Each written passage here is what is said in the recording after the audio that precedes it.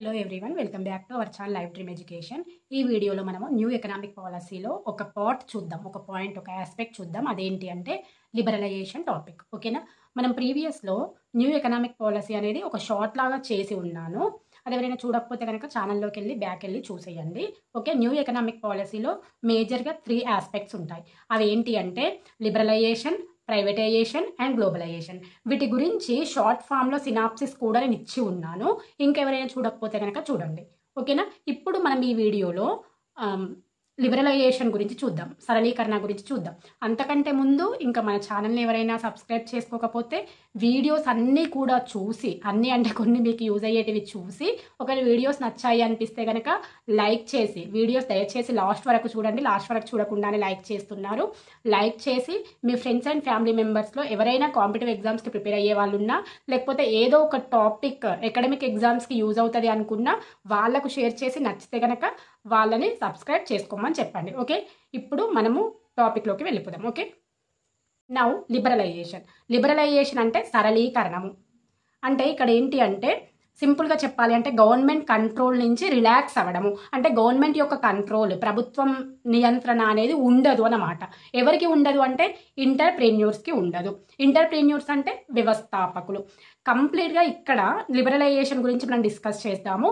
మీకు ఒకవేళ ఇది టాపిక్ PDF కావాలి అనుకుంటే కామెంట్ చేయండి. నేను మన టెలిగ్రామ్ ఛానల్లో నేను స్కాన్ చేసి పెడతాను PDF లాగా. ఓకేనా, కంప్లీట్గా అయితే వీడియో ఎండ్ వరకు కూడా చూడండి, చాలా ఇంట్రెస్టింగ్గా ఉంటుంది. ఓకే, లిబరలైజేషన్ అంటే సినాప్సిస్ చెప్పాను. ఏంటి, గవర్నమెంట్ కంట్రోల్ అనేది ఉండకూడదు ఇంటర్ప్రెన్యూర్స్ పైన. అంటే ట్యాక్స్ విషయంలో కానీ, మన రిస్ట్రిక్షన్ విషయంలో కానీ, పర్మిషన్స్ విషయంలో కానీ, ఫారెన్ ఇన్వెస్ట్మెంట్ ఎవరైనా పెట్టాలనుకుంటే ఆ విషయంలో కానీ, లేకపోతే ఫారెన్ నుంచి ఏమైనా వస్తువులు ఉన్నాయనుకుంటే ఆ వస్తువులను మనము ఇంపోర్ట్ చేసుకోవడానికి కానీ, దానిపైన గవర్నమెంట్ యొక్క అథారిటీ ఏ మాత్రం ఉండకపోతే దాన్ని లిబరలైజేషన్ అంటున్నాము. ఓకేనా, దెన్ ఇక్కడ ఏంటి, ఎంటర్‌ప్రెన్యూర్స్‌కి ఎలాంటి రిస్ట్రిక్షన్స్ అనేవి ఉండకూడదు, ఫుల్ ఫ్రీడమ్ ఉండాలి. దేనికి ఫుల్ ఫ్రీడమ్ ఉండాలి? వాళ్ళకు కొత్త బిజినెస్ స్టార్ట్ చేయాలన్నా, కొత్త వెంచర్ స్టార్ట్ చేయాలన్నా, కొత్త ఇండస్ట్రీ స్టార్ట్ చేయాలన్నా, ఏది స్టార్ట్ చేయాలన్నా, for establishment of the trade, ventures or business or industry, ఏది ఎస్టాబ్లిష్మెంట్కి అయినా కూడా ఎంటర్‌ప్రెన్యూర్స్కి ఎటువంటి రిస్ట్రిక్షన్స్ అనేవి, there is no restriction to the entrepreneurs. Why? Because వాళ్ళకి ఎలాంటి రిస్ట్రిక్షన్స్ ఉండకూడదు. దేనికోసం? Particular specific business or trade ఏదో పర్టిక్యులర్ దాన్ని ఎస్టాబ్లిష్ చేయడం కోసము. ఓకే, అంతేకాకుండా there is no approval before the establishment of the industries. ఇందాకే చెప్పాము, లిబరలైజేషన్ నథింగ్ బట్ ఎలాంటి పర్మిషన్స్ అవసరం లేదు. And investment, foreign investment, foreigners వచ్చేసి ఇన్వెస్ట్మెంట్ పెట్టాలన్నా ఎలాంటి అథారిటీ, ఎలాంటి పర్మిషన్ అవసరం లేదు గవర్నమెంట్ నుంచి.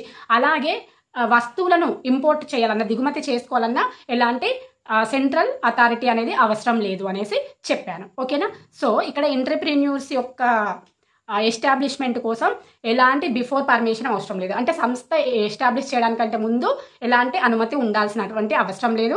అలాగే బిజినెస్కి కూడా ఎలాంటి పర్మిషన్ అనేది అవసరం లేదు. అంటే ఏదైనా బిజినెస్, ఏదైనా ఇండస్ట్రీ స్టార్ట్ చేయడానికంటే ముందు ఒక లైసెన్స్ తీసుకోవాలి. ఒక చిన్న షాప్ పెట్టాలన్నా కూడా లైసెన్స్ తీసుకోవాలి. ఆల్మోస్ట్ మీకు అందరికీ తెలిసే ఉంటుంది. కానీ ఇక్కడ లిబరలైజేషన్ అంటే there is no licence, there is no permission before the establishment of the specific or particular industry. Okay, ఇంతసేపు మనము జస్ట్ ఇంట్రడక్షన్, సినాప్సిస్ ప్రాసెస్ చెప్పుకున్నాం కదా. అయితే ఈ లిబరలైజేషన్లో ఏమేమి ఆస్పెక్ట్స్ మెయిన్గా ఉంటున్నాయి అంటే విదేశీ పెట్టుబడులను ఆహ్వానించడము. ఓకే, ఫారెన్ ఇన్వెస్ట్మెంట్స్ని ఇంట్రడ్యూస్ చేయడము, ఇన్వైట్ చేయడము, ఫారెన్ ఇన్వెస్ట్మెంట్స్ని ఇన్వైట్ చేయడము అంటే విదేశీ పెట్టుబడులను ఆహ్వానించడము. And introduce the new industrial policies అంటే కొత్త పరిశ్రమల యొక్క విధానాలను పరిచయం చేయడం. ఫస్ట్ వన్ ఏంటి, విదేశీ పెట్టుబడులను ఆహ్వానించాలి. అంటే విదేశాల నుంచి వచ్చేటటువంటి పెట్టుబడులు ఏమైతే ఉన్నాయో, మన పర్టికులర్ ఇండస్ట్రీకి ఎవరైనా పెట్టుబడి పెట్టాలి అనుకుంటే ఆ పెట్టుబడులను ఆహ్వానించగలగాలి ఈ లిబరలైజేషన్లో ఎంటర్‌ప్రెన్యూర్స్. ఓకే, సెకండ్ వన్ ఏంటి అంటే కొత్త పరిశ్రమల యొక్క విధానాలను ఇంట్రడ్యూస్ చేయాలి. అంటే ఎప్పుడు ఓల్డ్ మెథడ్లోనే ఇండస్ట్రీస్ పాలసీస్ కాకుండా ఇండస్ట్రీలో న్యూ ఇండస్ట్రీ పాలసీస్ని ఇంట్రడ్యూస్ చేయాలి. ఓకే, అలాగే విదేశీ పెట్టుబడులను ఆహ్వానిస్తున్నాం కదా, ఓకే, ఫారెన్ ఇన్వెస్ట్మెంట్స్ని మనము ఇన్వైట్ చేస్తున్నాం కదా. ఆ విధంగా ఇన్వైట్ చేసినటువంటి ఆ ఫారెన్ ఇన్వెస్ట్మెంట్ చేసేటటువంటి ఇన్వెస్టర్స్ ఉంటారు కదా, ఫారెన్ ఇన్వెస్టర్స్ ఉంటారు కదా, అంటే విదేశీ పెట్టుబడిదారులు ఉంటారు కదా, మన పర్టికులర్ కంపెనీకి, మన పర్టికులర్ ఇండస్ట్రీకి, లేకపోతే మన పర్టికులర్ వెంచర్కి ఇన్వెస్ట్మెంట్ చేసేటటువంటి ఇంట్రెస్ట్ ఉండేటటువంటి ఫారినర్స్ ఉంటారు కదా, ఆ ఫారినర్స్ కి రిలీఫ్ అనేది ఇవ్వాలి. ఓకే, విదేశీ పెట్టుబడిదారులకు రిలీఫ్ అనేది ఇవ్వాలి, relief the foreign investors. So ఇవన్నీ కూడా ఈ 3 పాయింట్స్ చెప్పా. ఏంటి, ఫారెన్ ఇన్వెస్ట్మెంట్ యొక్క ఫారెన్ ఇన్వెస్ట్మెంట్స్ని ఇన్వైట్ చేయడము, అంటే విదేశీ పెట్టుబడులను ఆహ్వానించడము, అండ్ న్యూ ఇండస్ట్రీస్ పాలసీస్ యొక్క విధానాలను ఇంట్రడ్యూస్ చేయడము, అండ్ ఫారెన్ ఇన్వెస్టర్స్కి రిలీఫ్ ఇవ్వడం. ఇవన్నీ కూడా ఈ 3 ఆస్పెక్ట్స్ ఇవన్నీ కూడా విదేశీ పెట్టుబడిదారులను ఆకర్షించే విధంగా ఉండాలి. Okay, so these all above, ఇప్పుడు చెప్పినటువంటి ఈ 3 ఆస్పెక్ట్స్ ఉన్నాయి కదా, ఆ 3 ఆస్పెక్ట్స్ కూడా ఫారెన్ ఇన్వెస్టర్స్ ని అట్రాక్ట్ చేసే విధంగా ఉండాలి అన్నమాట. ఇది మెయిన్, ఇది మేజర్ లిబరలైజేషన్ లో ఇది మేజర్. ఎప్పుడైతే ఫారెన్ ఇన్వెస్టర్స్ ఉంటారో అప్పుడు మన పర్టికులర్ ఇండస్ట్రీలో తయారు చేసినటువంటి అది ఐటమ్స్ అనేవి ఈజీగా ఇంపోర్ట్ చేయడానికి ఈజీ అవుతుంది. అంతేకాకుండా మనకు కూడా ఇన్వెస్ట్మెంట్ బడ్జెట్ అనేది కొంచెం కోఆపరేటివ్గా కొలాబరేట్ విత్ దెమ్, అంటే ఫారినర్స్లో మనము కోఆపరేట్ వాళ్ళు మనకు కోఆపరేట్ చేస్తూ మనం వాళ్ళతో ఈజీగా కొలాబరేట్ అవ్వచ్చు అన్నమాట. సో లిబరలైజేషన్లో ఈ 3 పాయింట్స్ మేజర్గా గుర్తుపెట్టుకోవాలి. This is the about the liberalisation synopsis only. Okay, here మనం ఇంతసేపు చెప్పుకున్నాం లిబరలైజేషన్ అంటే ఏంటి అని చెప్పేసి. ఈ లిబరలైజేషన్ యొక్క ప్రైమరీ ఫీచర్, ప్రాథమిక లక్షణం ఏంటి అంటే ఎంటర్‌ప్రెన్యూర్స్ కి ఫ్రీడమ్ ఇవ్వాలి. లిబరలైజేషన్ అంటే లిబరల్, గుర్తుపెట్టుకోండి. లిబరలైజేషన్ అంటే లిబరల్, ఫ్రీడమ్, ఫుల్ ఫ్రీడమ్ ఇవ్వాలి. దేనికోసం ఫ్రీడమ్ ఇవ్వాలి, ఎవరికి ఫ్రీడమ్ ఇవ్వాలి అంటే ఎంటర్‌ప్రెన్యూర్స్ కి ఫ్రీడమ్ ఇవ్వాలి. దేనికోసం ఫ్రీడమ్ ఇవ్వాలి అంటే new industry or new trade or new business ని ఎస్టాబ్లిష్ చేయడం కోసం ఫుల్ ఫ్రీడమ్ ఇవ్వడమే ఈ లిబరలైజేషన్ యొక్క ప్రైమరీ ఫీచర్. ఓకే, ఏంటి primary feature of the new economic policy ఏంటి అంటే full freedom, to give the full freedom to the entrepreneurs for the establishment of their particular industry or trade or business. Okay, అయితే ఇక్కడ entrepreneurs కి ఎలాంటి before approval అనేది అవసరం లేదు. ఇందాకే చెప్పాను, బిఫోర్ పర్మిషన్, బిఫోర్ అప్రూవల్ అనేది అవసరం లేదు ఆ పర్టికులర్ సంస్థని స్థాపించడం కోసం. And no need the licence to come in to the business లోకి రావడానికి ఎలాంటి లైసెన్స్ కూడా అవసరం లేదని ఇందాకే చెప్పుకున్నాం, అవునా. సో ఇక్కడ ఒకటి గుర్తుపెట్టుకోవాలి మీరు, ఇంపార్టెంట్ ఏంటి అంటే క్యాపిటల్ మార్కెట్ అంటే మూలధన మార్కెట్లు. ఈ క్యాపిటల్ మార్కెట్స్ అనేవి విముక్తి పొందాయి. ఓకే, క్యాపిటల్ మార్కెట్స్ అనేవి విముక్తి పొందాయి. ఈ క్యాపిటల్ మార్కెట్స్ ప్రైవేట్ సంస్థలకు తెరవబడ్డాయి.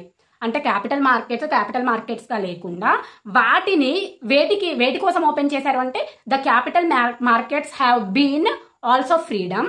These are opened for the private companies, private enterprises కి, ప్రైవేట్ సంస్థలకి ఇవి ఓపెన్ చేయడం అనేది జరిగింది క్యాపిటల్ మార్కెట్స్. ఓకే, దెన్ ఇందాక మనం చెప్పుకున్నాం స్టార్టింగ్ లో న్యూ కంపెనీస్ పాలసీస్ ని ఇంట్రడ్యూస్ చేయాలనే సెకండ్ ఆస్పెక్ట్ లో చెప్పుకున్నాం, అవునా.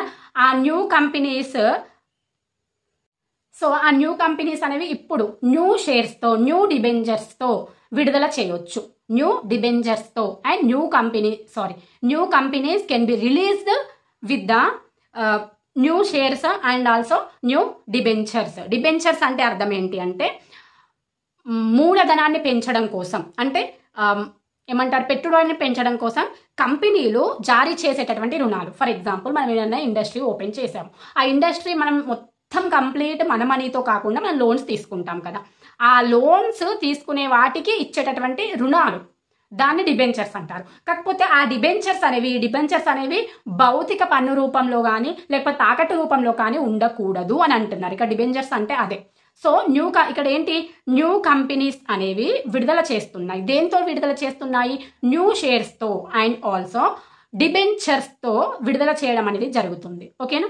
దెన్ ఒకవేళ ఎంటర్‌ప్రెన్యూర్స్ దిగుమతి చేసుకున్నటువంటి పరికరాలు అవసరమైతే, ఓకే, ఒకవేళ ఎంటర్‌ప్రెన్యూర్స్ దిగుమతి చేసుకున్నటువంటి పరికరాలు ఇందాకే చెప్పుకున్నాం ఇంపోర్టెడ్ ఐటమ్స్ ని దిగుమతి చేసుకుంటాయి అని చెప్పేసి.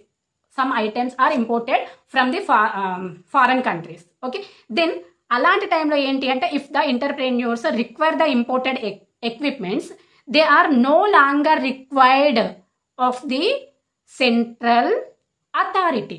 ఒకవేళ ఫారెన్ నుంచి ఏదైనా వస్తువులు మనం ఇంపోర్ట్ చేసుకోవాలి అని అనుకుంటే ఈ పర్టిక్యులర్ ఎంటర్ప్రెన్యూర్ ఉంటారు కదా, ఆ పర్టిక్యులర్ ఇండస్ట్రీని స్థాపించినటువంటి వ్యవస్థాపకులు ఉంటారు కదా, ఆ వ్యవస్థాపకులకి కేంద్ర అథారిటీతో సంబంధం లేదు. వాళ్ళతో సంబంధం లేకుండా డైరెక్ట్గా ఆ ఇంపోర్ట్ ఐటమ్స్ని మనం రిసీవ్ చేసుకోవచ్చు అన్నమాట. దీని మీనింగ్ అదే. ఓకే, ఇంపోర్టెడ్ ఐటమ్స్ తీసుకోవడానికి అండ్ ఆల్సో ఫారెన్ ఎక్స్చేంజ్ కూడా there is no central authority, there is no restriction, there is no licence, there is no prior ఏమంటారు ముందు అనుమతి అనేది అవసరం లేదు అన్నమాట. ఓకేనా, ఇది మేజర్ పాయింట్ గుర్తుపెట్టుకోండి. ఫారెన్ ఇన్వెస్టర్స్ని అట్రాక్ట్ చేస్తాము, ఫారెన్ ఇన్వెస్టర్స్ చేత పెట్టుబడి పెట్టించే విధంగా అట్రాక్ట్ చేస్తాము. సో ఆ ఫారెన్ నుంచి వచ్చేటటువంటి వస్తువులని మనము ఈజీగా దిగుమతి చేసుకోగలుగుతాము without the permission of the central authority. అంతేకాకుండా ఇంపోర్ట్ చేసుకోవడం మాత్రమే కాకుండా ఒకవేళ ఫారెన్ ఎక్స్చేంజ్ చేసుకోవాలి అనుకుంటే ఏంటి విదేశీ మారకం చేసుకోవాలనుకుంటే దానికి కూడా మనకి అవసరం లేదు. ఏం అవసరం లేదు, సెంట్రల్ అథారిటీ అనేది కేంద్ర అధికారాన్ని సంప్రదించాల్సినటువంటి అవసరం లేదు. There is no need of the central authority for the foreign exchange and also importation of the foreign items, foreign things. Okay, this is about the complete information of the liberalization, which is one of the aspect in the new economic policy. Next వీడియోలో మనం ఈ new economic పాలసీకి సంబంధించినటువంటి ఇంకొక aspect గురించి discuss చేద్దాము. అదేంటి అంటే ప్రైవేటైజేషన్. అంతవరకు చూస్తూనే ఉండండి మన ఛానల్ని life dream education. Okay, thanks for watching.